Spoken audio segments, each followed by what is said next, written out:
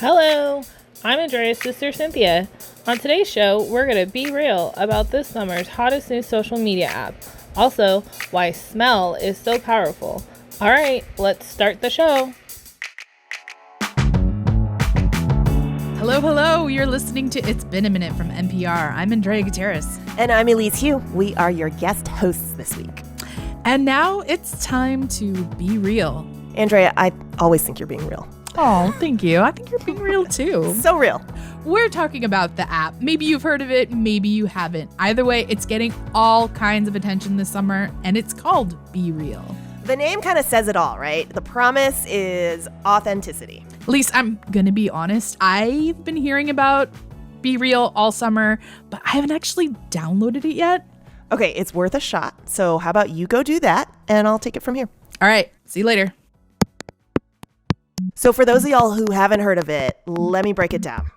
The app sends a push notification, an alert to all of its users at the exact same time. And then we users have about 2 minutes to post a photo of whatever it is we're doing, wherever we are at that moment. No thrills, frills, or makeup if you're not already wearing it, because it's a photo of you and what you're looking at. It gets your front camera and your back camera. That's Haley Nauman. She's a podcaster and writer of the popular newsletter on Modern Life called Maybe Baby. And the idea, the sales pitch, is kind of you understand what your friends are up to in a more kind of grounded, in the moment, unplanned way. I always compare it to Wordle. And that's Ryan Broderick. He's also a podcaster who writes the newsletter Garbage Day on the latest trends of online life. That's sort of my comparison, where it's like this thing you do once a day and then you forget about it. I have never successfully hit the push alert at the right time. I don't know why. I miss it every single time. So BeReal. It's another social media app that promises to connect us. It's a game. It's all of the above. But what does its popularity say about what we want from social media now? And as we've become increasingly disillusioned, my hands up, with the promise of social media, how authentic can we really be online? Well, Haley, Ryan, and I are going to get into those questions. But first, out of the three of us, who among us is on BeReal and who isn't? I'm not. I tried, and I very quickly lost interest. Ryan, what have you taken a picture of? Like, what stands out to you in terms of what you've done on BeReal? Oh, well, I was on vacation in Italy, so I was very interested in bragging about that. Not fair. And then I stopped using it entirely when I went back to my normal life. I have taken a photo of my laptop screen the last 3 days, I think. So you're welcome for that content, my 4 followers. It's very ethical of you, Elise. And if you're late, it says that you did not post in the allotted time. Yes, it shames you. Yeah, you're shamed. So that is to say that it's important for the app designers, or it's an idea baked into the app, that they decide when you take an image. The user doesn't decide. Right. Yes. And what do you think the point of that is? My gut is that it's trying to subvert influencers. You know, these people who on TikTok and Instagram will take like extremely elaborate, aspirational, like, you know, very prim and proper photos. They don't want you to do that. They want you to just take a photo on the fly and add it to the feed. Right. No pretenses, no planning, no deciding when the right moment is in your life to highlight. I think that's the sales pitch, at least. Yeah. It's very hard to pose with my Nescafe coffee, which is my sponsor this month, when I only have 2 minutes to plan. Just to be clear, Ryan is not sponsored by Nescafe. So what's y'all's take on it? Is it a healthier approach? I don't doubt at all that it's entertaining and maybe refreshing in certain ways as a kind of opposing approach to Instagram, where everything's starting to feel like way too edited and filtered. Yeah. Where my cynicism comes in, I guess, is basically in the marketing, the idea, even in the name, BeReal, this idea that we're supposed to immediately buy into, that being prompted by your phone to take a photo is necessarily going to reveal some sort of truth or reality about your life. Right. I think oftentimes, a lot of social platforms have these really lofty kind of PR spun missions about how they're going to connect people and help you share your life. And as we've seen with most other platforms, that doesn't really end up being the product. It's not really what they're selling, and it's not what's being sold. So I just have some cynicism about BeReal's entire premise. Let's dig in on that, right? Let's dig in on the premise of BeReal. Do we expect the social internet as something that helps us reveal the truth? Because a lot of tweets on this have said things like, I would never go on BeReal. The internet is for being fake, right? Like, it is a norm that the internet is fake. And so is BeReal kind of a solution in search of a problem, or is it nostalgic? Is it going back or trying to go back to a kind of internet that never really existed?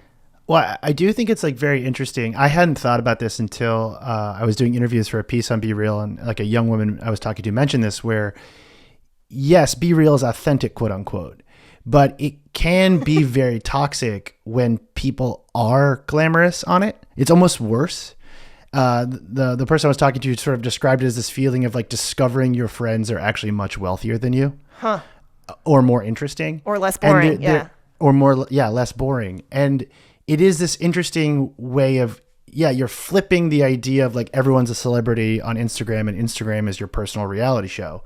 But then it's giving you this window into other people's lives that is almost sometimes more uncomfortable, because you think like, oh, like I look like a slob right now, but how do you not look like a slob?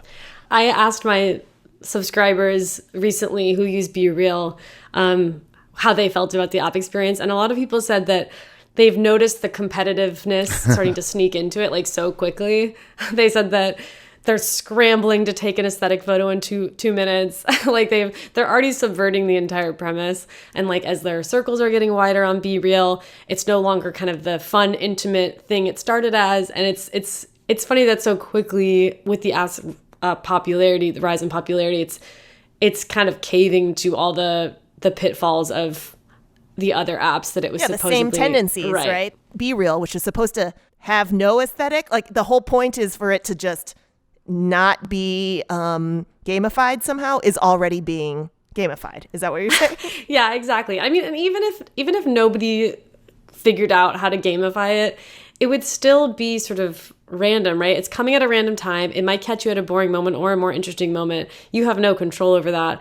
I got some comments of people saying that they were really bummed that the push notification would come when they were doing something boring, when like they had just been outside reading by a pool and things like that, where it's like at a certain point you're like becoming even more neurotic, like you're chained to your phone in this new way. Yeah, because the app could signal us at any moment. It just makes us more lab rats, right? Like, or it could. A cynical take would be that, right? That because we know that BeReal could ping us at any moment, then shouldn't I spend more time outside by the pool making my life look great? Yeah, I do think it kind of adds this like weird meta contextual idea of our lives. But I don't know. I always sort of question whenever like young people use the internet. Part of me always just like remembers when I was a young person using the internet. Yeah. And like, I didn't take any of it seriously. So like, whenever I read sort of like, I never want to be the older person being like, teenagers are having their minds melted by the internet. It's like, I assume the average BeReal user has like 15 people they follow. And like, once classes start in college again, like they're just not going to touch it. Like, it's just like a summer app that like will disappear. I think so too. Yeah. That's my gut. It's a blip. I don't know if you saw this in the news, but I think Facebook just introduced something called a Candid Challenge. It's over, baby. It's already done. Yeah. That's the death knell. Instagram always just, this is like the classic move, but cannibalize it. Yeah. I do want to push just a little and say, like, I do think there's a couple key trends that like BeReal has like brought to light that won't go away even if BeReal dies. Yeah, let's broaden it out. Yeah. So like BeReal, I think the biggest thing is it's not Instagram, which is where your parents are now. So like that's really that's going to be increasingly important in the same way that, you know, I don't use Facebook anymore. So like the new generation, they're not going to touch Meta products. I also think that like the new generation of internet users, if you look at like the trends and how they're using the internet, they typically don't love public feeds. And if they do use public feeds, they don't use their real names, or like they have like 9 different accounts for, you know, every K-pop band they like or something, right? Like they're using multiple identities to interact. And I also think that like there's just a massive generational shift about, you know, what you could call like life data, this idea that you have an Instagram grid with your vacation photos and they're going to live there forever. They don't seem interested in that stuff. And you can see this in like their love of Twitch or their love of Discord or their love of TikTok, which is not really a traditional social network in the same way that like Facebook is asking you to update your bio, right? So I think all of those things are here to stay, and BeReal kind of hit this like perfect moment where it was summertime, there's stuff to do, there's not a lot going on, and it offered enough of those things that it was pretty sticky. Yeah, some of the aspects that you talk about Ryan, especially just about returning to a more intimate internet, a more anonymized internet where you use handles instead of your actual name and identity, and you don't have a brand because you're hidden, it actually harkens to the very beginnings of the internet, right? Like AIM and IRC, where you never used your real name. So it's kind of like everything old is new again.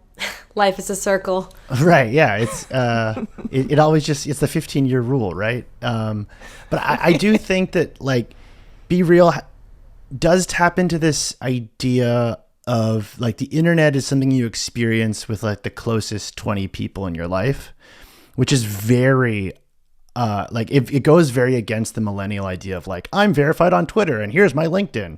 It's like this different idea where you're not putting yourself out into public spaces online. You might be anonymous when you are, but you're spending a lot more time in Snapchat, sharing TikToks on iMessage, or if you're outside of America, WhatsApp. Like I think those sort of dark social, as it's called, like areas seem to be where more activity's happening, which makes me think that like BeReal, because it uses your contact list to when you start it, like maybe that's why it blew up, is because all of a sudden like the 30 closest people in your phone book are just there and you can just port that over. I think I can see what you mean, Ryan, about like the more intimate internet experience being interesting. I think the problem with BeReal, of course, is that it's not really integrating with our lives the way that I think some of those other intimate spaces like like WhatsApp or Discord or even just like iMessage, where I spend most of my time on my phone. They feel like they really integrate with my relationships. They feel supplemental. They can never replace it, but they're just like this little funny side project.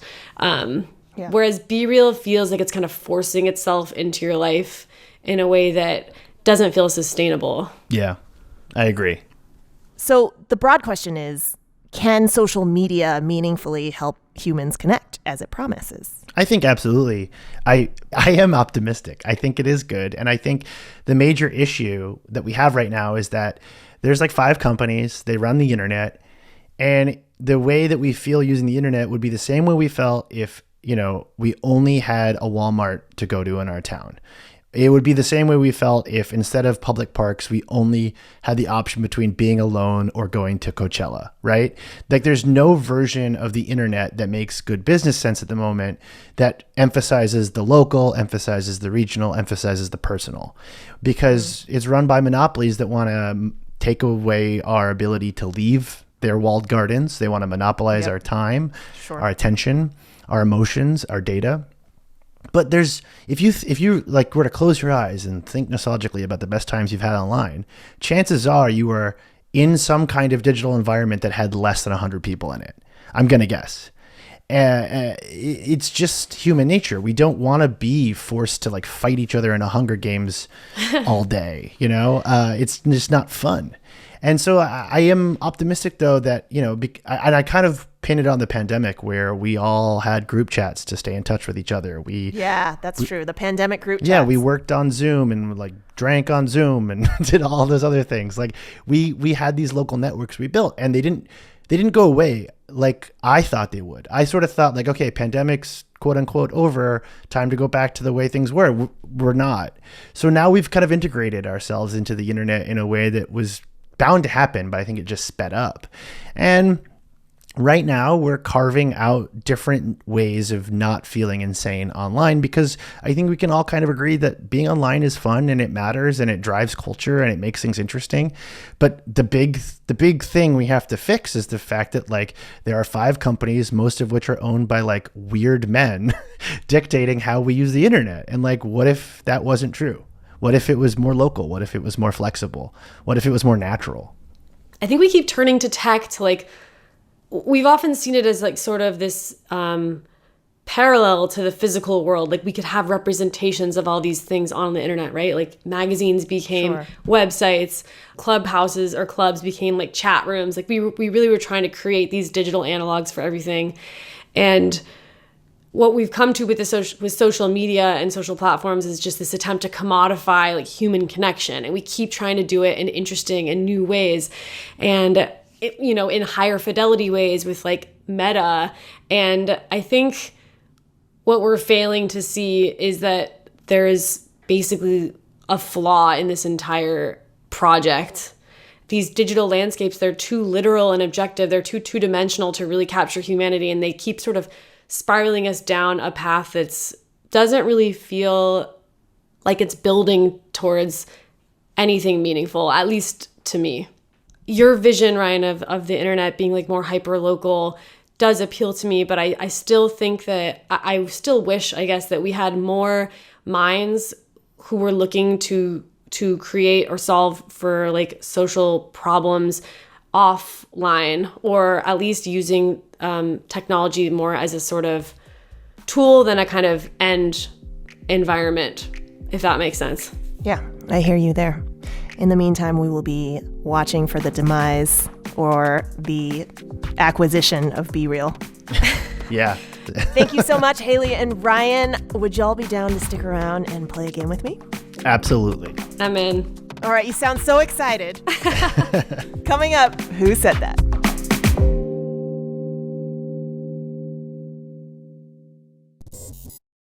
Support for NPR is brought to you by REI, your local outdoor co-op. If you're looking for the outdoors, look no further than outside your door. Because the great out there is right out there. Whether you're walking the dog, trekking a thru hike, or lying on a picnic blanket in between, the great out there isn't a distance, but a decision. To enjoy the outdoors just outside your door, join the co-op. REI. Better is out there.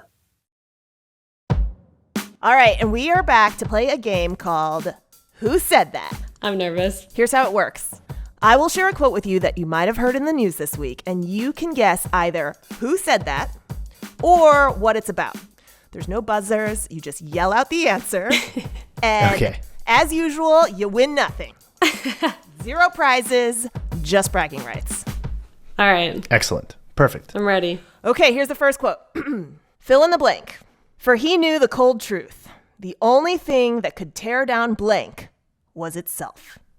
Oh, No. House of the Dragon. Oh. That is a quote from the Wow. opening scene. Yes. I didn't watch. It's good. It's good. I was skeptical going in, but I liked it. In House of the Dragon, Ryan, tell everyone who doesn't know what House of the Dragon is. It is the new Game of Thrones prequel spin-off-y thing on HBO.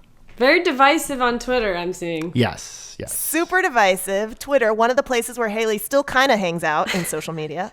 Oh, I still hang around. I'm not that noble. So the show premiered last Sunday, and the first episode drew 9.99 million viewers, which is the biggest series premiere ever for HBO. And the quote I just read from comes from Princess. How do we say her first name? Rhaenyra? Yes. Something like that? Yes. It's all like Rhaegar and Arnar and Aemon. I can't keep them all straight. And I've read the books. I can't keep them all straight. So. Sounds right. All right, 1 point for Ryan. So this means that, Haley, you still have a chance to come from behind and win this. All right. Because it's three quotes. I'm stretching. Okay, next quote. Sometimes people say, you've only publicly been with women, and I don't think I've publicly been with anyone. If Harry someone Styles. takes a... I interrupted with my buzzer. Yeah. I needed to be doing this in a British accent, really, because I could have made it easier, but clearly it didn't need to be any easier for you. This clue was so easy. All right. Sometimes people say you've only publicly been with women, and I don't think I've publicly been with anyone. If someone takes a picture of you with someone, it doesn't mean you're choosing to have a public relationship or something. All right, Haley, context, please. Yes, this is Harry Styles' response to being accused of queerbaiting by playing with gender and how he dresses and presenting as straight in paparazzi photos. Lots of the LGBTQI community have been debating whether his statements fall into that category. What are your thoughts? Do you think he's queerbaiting? I don't know. I have no idea. And I don't know how useful it is to debate about it. Not here on this podcast. Yeah. I'm not like accusing you. Right. I just wonder if it's the time best spent, like if it leads towards liberation for anyone. I'm not sure. Cool. Oh, well, you know what? The bigger point here is that you two are now tied up. Woo! All right, 1-1 for the win here, or the tie. We can end in a draw. We're going to play you a sound. This is very special. This is unique on It's Been a Minute. We're going to play you a sound, and you're going to guess where this sound is coming from. Are y'all ready? Mm-hmm. Yeah, let's do it. Oh, buzz, I know buzz, what buzz, this buzz. is. Buzz, buzz, buzz, buzz. I know too. I was Somebody waiting till just the yell end. it out. Just yell it out. Space. It's a NASA video of a galaxy. It's a gaseous galaxy making noise. Yeah. The sound of space. Yeah. I'm giving it to both of you, but Haley should get the point for how succinct her answer was. Because Haley just goes space. It's space. And then yeah. Ryan's like, it's sourced from NASA. It's a gaseous. I don't. Yeah. All I remember is that this is what gas sounds like in space if there's too much of it, which I thought You was both funny. got it. I'm giving you a half point each to tie it up. That was awesome. I'm happy. 1.5. Yeah. Good it's 1.5 worthy each. competition. Yeah, absolutely. Yeah, that was the sound of a black hole that NASA released this week. I didn't know black holes even had sounds because I thought like the nature of the black hole was that kind of, it was antimatter. I saw a tweet of someone saying, "Oh, that's cool. It just sounds like a million souls trapped in hell." It's really promising. Haley, we would have accepted that as the answer too. A million souls trapped in hell. It's actually a good way to end the episode on BeReal. Yeah, that's true. That is very true. We have come full circle once again. We have come full black hole. All right. That was awesome. You tied. Both of you tied. Thanks again to worthy competitors, Haley Nauman and Ryan Broderick. Thank you so much. It's so nice to meet you both. Yeah. Woo! Coming up, COVID has made us more aware of the power of smell, but it's still underappreciated. My co-host Andrea Gutierrez talks to someone who says it's past time for smell to get its cultural moment.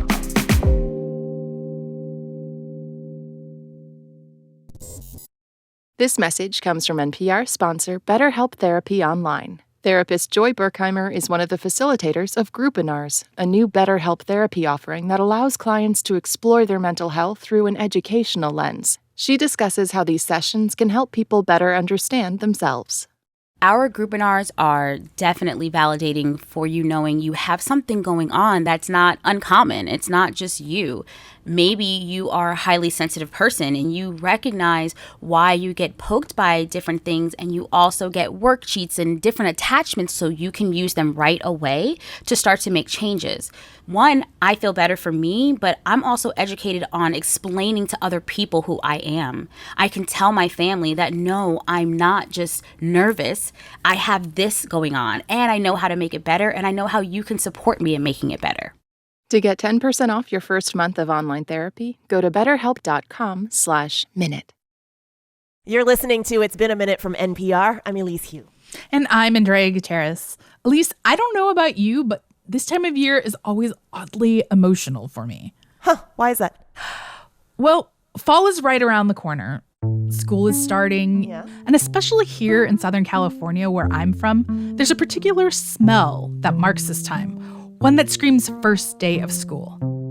I can't describe it. Is it the morning dew on local plants mixed with fresh notebooks and sharpened pencils? I mean, just one whiff and I'm back in Mrs. Cohen's first grade classroom. I wanted to understand this response, why smell is so powerful. So I talked to someone who calls herself the smell lady. There's some really literary smells out there now. I have a couple of them that derive from a novel or something, and it's a combination of smells that really roll up to a story. That's Jude Stewart. One that I like, it smells like grass, but also the whiff of tennis balls, and it's called Soft Lawn. It relates to a novel about a tennis star. You know, when I wear this particular one, I love talking about tennis balls, because why not? Jude came out with a literal guidebook to smell called Revelations in Air. Jude and I talked about the science of smell, perfume trends, and the many ways we underestimate how important it is to be able to smell. Although Jude says, thanks to COVID, that's starting to change. I mean, I don't think it's an exaggeration to say that, COVID really woke up a lot of people to the awareness of their sense of smell as being important, There's this sense of dislocated unreality, like that your world isn't really happening, like your child doesn't smell like your child anymore, your wife doesn't smell like your wife. I mean, these are, if you put it that way, it's like horrible to think about, we really don't want to be a brain in the jar. And I think that's the experience of losing smell, is that you don't feel like your body is in the world anymore. Right. So as we've moved back out into the world, it seems like there's interest in fragrances that have historically been used in ritual. Essential oils that smell like Palo Santo or frankincense, for instance. Like, what does that say to you about the type of sensations and experiences we're craving now? Yeah. I mean, I like that you identified them as ritualistic. And in some ways, these smells kind of get back to the heart of the origins of perfumes and smell in a social context, because a lot of incense was designed to kind of gather people around into a moment, feel a sense of community. We're all, for the period of time that the incense burns, we're all smelling the same thing. The incense smoke is actually traveling up, and it's connecting us with something bigger than ourselves. And when it's burned out, it's over. It's a very time-based kind of phenomena. The origin of the word perfume actually does refer to this idea of like the fume and the smoke going up. So it kind of gets right back to that etymology, if you will. And I think it speaks to a lot of things that we're feeling right now, is that sense of loneliness moving into connection, that sense of what does all this mean, and maybe I want to reconsider my life in a big picture sense differently now that we can actually get back together with people and travel and do all the things. Yeah. Another recent trend is a skin scent. This can smell like deep musk, or this new thing where the idea is fragrances like take your own body scent and enhance it to create something intimate and unique, which, I mean, the scent of skin, the smell of skin and bodies is like intimate in itself, right? Why do you think we want to be able to smell skin or smell of skin now? Well, I mean, I remember them when I hugged my friends for the first time right after COVID. It was like, it felt so good to hug them again, not just physically, but I realized I had missed their smell. I had missed being in their presence. It doesn't always have to be sexy or romantic to smell someone else. I'm personally a really big fan of those perfumes because it's like they just slightly edit reality. They make you smell like you, but a little bit better. And there's something also kind of very witty about that it's so subtle. You're not even sure the person's wearing perfume. I think we want to feel realness, and smell that derives from natural sources just really punches up our sense of physicality and presence, bodily presence, and it means something to us now. Right. It also makes me think of like, what is the story that our personal smells tell about us? You can think of your sense of smell, your body smell, as sort of happening at 3 layers. So this baseline layer, which is just constant radiating out into the air, nothing to do with what you're applying to your skin. That's your immune system and your state of health being reflected. There are various diseases you might get that would fluctuate that smell that's coming off of your body. So that's one layer. There's a middle layer that's like a acculturated type of smell. So what kind of diet you have and what kind of work you do. If you eat a lot of chili or you eat a lot of curry or what have you. And then at the top layer is this, like, did we take a shower today? What kind of, products are we wearing? But also at this level of like just fluctuating emotions, like you can actually smell other people's emotions. They have studied fear, disgust, happiness. These are all identifiable through our sense of smell. So, really, it's amazing how much information about you personally in any given moment is being given off by your body smell. Studies have confirmed that we have recognizable smells from birth. Why is that? Oh, well, I think it goes back to this question of our immune system and the uniqueness of what's being expressed there. But it also has to do with, the mother-child bond. So there's one very small study that just knocked my socks off where mothers had been given an extremely limited amount of time with their newborns. This is right after birth, 10 minutes up to an hour maximum. They were given a series of little clothing that had smelled like various babies, and they were asked to identify their own child. And some extraordinary percentage, like over 90% of the parents could identify the smell with almost no exposure to their child. There was another study that was mothers and fathers, and it was the sort of same idea where they took amniotic fluid and asked the parents to identify which one belonged to their child. And the fathers actually blew it out of the water with that one, and almost all of them could recognize the smell. So I think it has to do with this bonding and, this intense connection that we have with this little person. Is there a smell that has strong emotional resonance for you? Like you feel it. You're like, I can't put words to that. I feel this though. You know, I have a chapter in the book on the smell of beer, which I wouldn't have otherwise said was, I wouldn't have said that was like particularly emotive. Beer has so many different smells at different stages, when it's fresh, when it's been sitting there. Yeah. This is, I wouldn't have said that until I actually sat down and really, I got this beer, and my plan was to smell the beer. And I was talking to a brewmaster, and he was going to tell me what the different smells of the beer could tell me about the process of brewing and like how this beer arrived to be what it is. So I had this kind of very rational plan about me smelling beer. And what I found is it was really hard to get back on that track, because it just reminded me of hanging out in beer gardens in Berlin, which is a place I love and have spent a lot of time. And I was doing it at the time, during COVID, where nobody could travel, and it was just very sad making, actually. And I had a hard time really lifting myself out of that.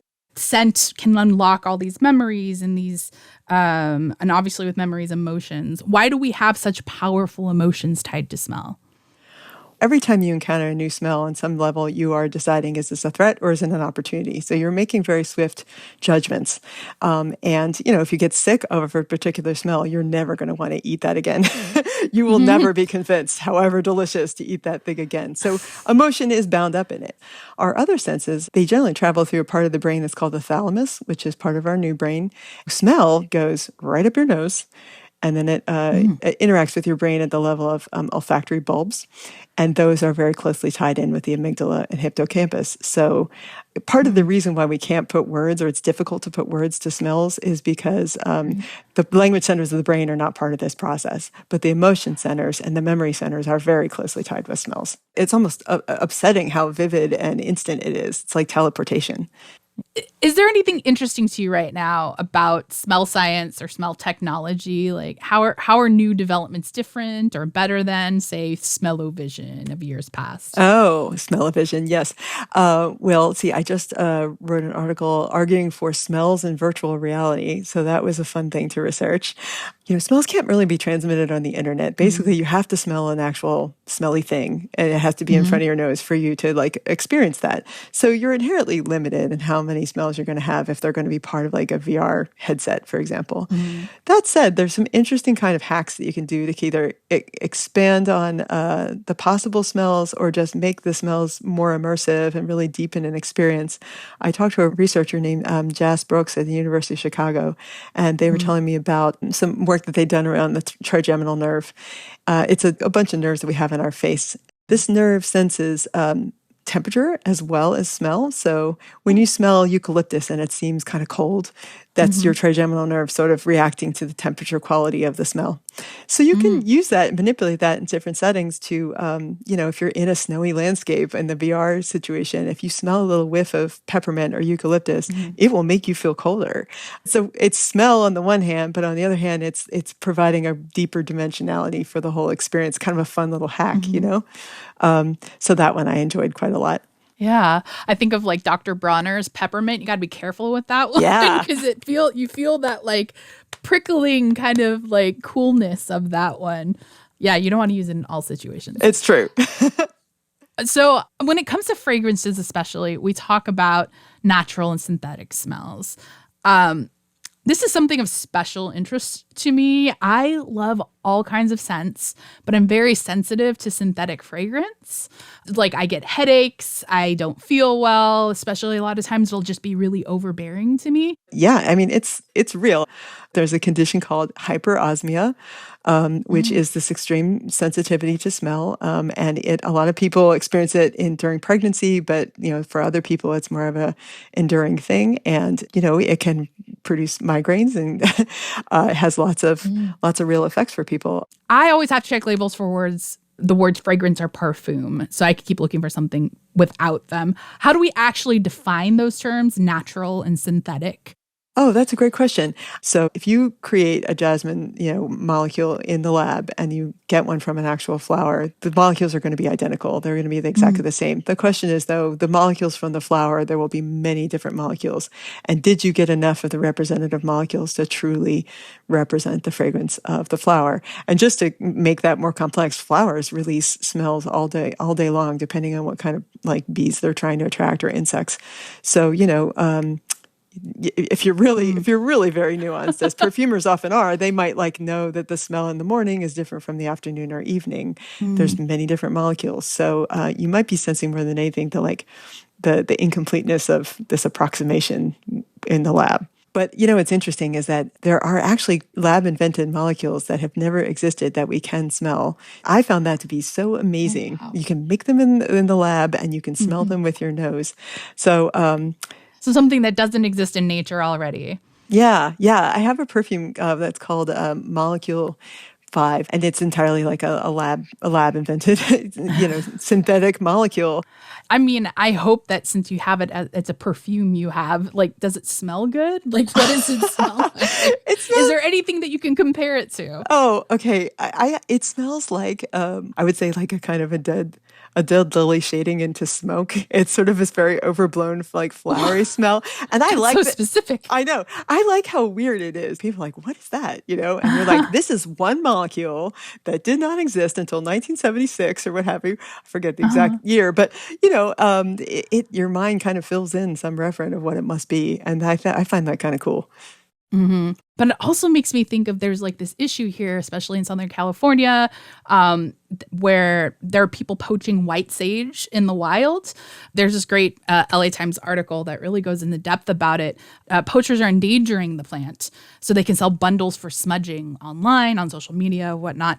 And so now you're kind of endangering something that is not only native to the land, but the native peoples like Chumash and Tongva peoples have used it for different things. It makes me think that the pursuit of what is quote unquote natural can actually be damaging sometimes. That in some ways it makes the case for having these synthetic or synthesized scents. I love that example because it exactly gets at the complexity of the issues at play. There are quite a few perfume ingredients that have been, hunted almost to extinction. Like you mentioned musk earlier. Well, musk used to come from the deer, and they would, the deers became very, very endangered. There are many, many other things that come into play when you require every scent to come from the earth. It becomes very taxing on resources. So synthetics do help with that problem. Yeah. Do you find yourself letting your nose lead you through the world? Oh, big time. Yes. I think that smelling is kind of mindfulness turned inside out. When you think about meditating, you're focused on your breath and you're focusing inward and maybe you're saying a mantra, what have you. But when you smell, you're doing the same thing, but you're focusing on the world. And it's your body in this particular place at this time. Smells don't last forever. They go away, with the air movement. So it's it really pins you to a moment. And so I can't ever unthink that thought, and I don't want to. Well, Jude, thank you so much. I just really appreciate it. Really fascinating look into the world of smell into the world of smell and scent. But I really appreciate talking to you today. Oh, this is such a pleasure. Thank you so much, Andrea. Thanks again to Jude Stewart, author of Revelations in Air, a guidebook to smell. This episode of It's Been a Minute was produced by Barton Girdwood, Andrea Gutierrez, Liam McBain, Janet Woojeong Lee, and Jessica Mendoza. Our supervising editor is Jessica Placzek. Our executive producer is Veralyn Williams. Our VP of programming is Yolanda Sangweni. And our big boss is NPR's senior VP of programming, Anya Grundmann. Listeners, take good care of yourselves, and thank you for listening. I'm Elise Hu. And I'm Andrea Gutierrez. Talk soon.